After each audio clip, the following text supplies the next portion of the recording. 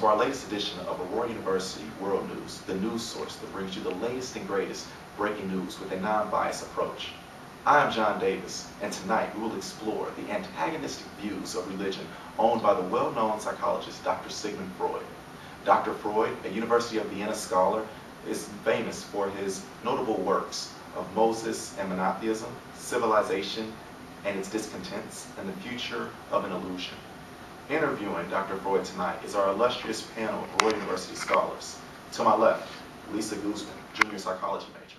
And to her left, Ebony Brooks, sophomore biology major.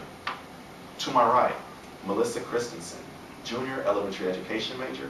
And to her right, Sarah Pura, sophomore elementary education major. So Dr. Freud, here at Aurora University World News, we don't hold back. We want to come straight with the fire, straight with the heat, the questions that all the viewers want to know. In general, why do you feel so antagonistic towards religion? I believe religion is just an irrational dimension of cultural life. It is an illusion, nay, a delusion, of protection in a harsh world. Ideas such as God and heaven are just wish fulfillments originating in the unsatisfied longings of the human heart. Now, Dr. Freud, what exactly do you mean by unsatisfied longings of the human heart? Humans, by nature, have instincts to engage in murder and have casual sex. If people were allowed to act on certain desires, there would be no way a society that is safe and morally correct could exist. So civilization creates laws that make unethical acts such as homicide, assault, adultery, rape, etc. illegal, and in turn represses its citizens. If laws that prohibit heinous crimes can be considered oppressive, how does religion alleviate such oppression? When citizens are repressed, they become distant with society. As a reward for resisting their natural urges, religion promises a heavenly afterlife for obeying a society's laws and living according to a certain moral code. This makes it possible for civilizations to control their members and for people to deal with a life filled with deprivation. Dr. Freud, earlier you mentioned that religion is just a mass delusion. If that is true, where did that delusion originate? It is true that another longing humans have is the longing for a father figure. The quest for the perfect father is the root of the need for religion.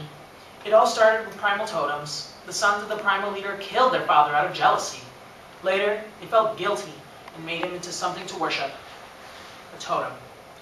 Out of that totem grew the living Father, God, that Jews and Christians believe in. How did monotheism come about if religion started because people worshipped totems out of guilt for crimes that they committed? Monotheism came about because of Moses and the same primal crime mentioned before. Moses turned to the Jews after being disappointed by his own people and was murdered by the Jews for being a harsh ruler.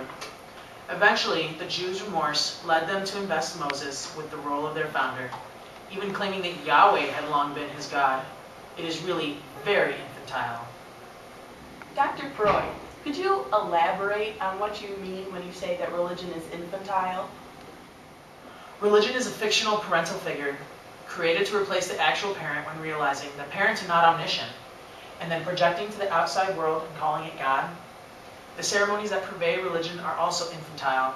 They remind me of child neurosis that need to be overcome. What makes you say that religious practices are like child neurosis? They are not just like child neurosis. They are the obsessive acts of a neurotic. The ceremonies are very formal, even though they may seem to us and the person performing it to be meaningless. Still, the person who participates in such actions are incapable of giving them up. And in fact, any deviation is responded to by feelings of intolerable anxiety, which requires immediate reparation. Dr. Freud, does religion have any redeeming qualities at all? Religion no longer has any redeeming qualities.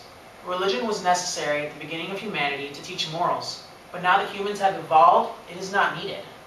Now, it is nothing more than psychology projected into the external world, and psychoanalysis leads to the denial of God. So Dr. Freud, we want to thank you again for coming out tonight and having this discussion with us. We appreciate the time that you've taken out of your busy schedule to come in and discuss your views towards religion.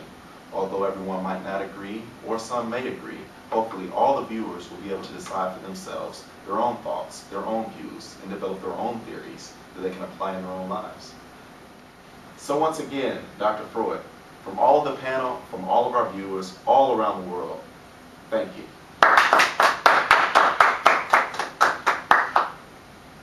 So once again, this has been another edition of AUWN, Aurora University World News. So on behalf of all of us, Lisa, Abity, Melissa, Sarah, and myself, John, thanks, good night.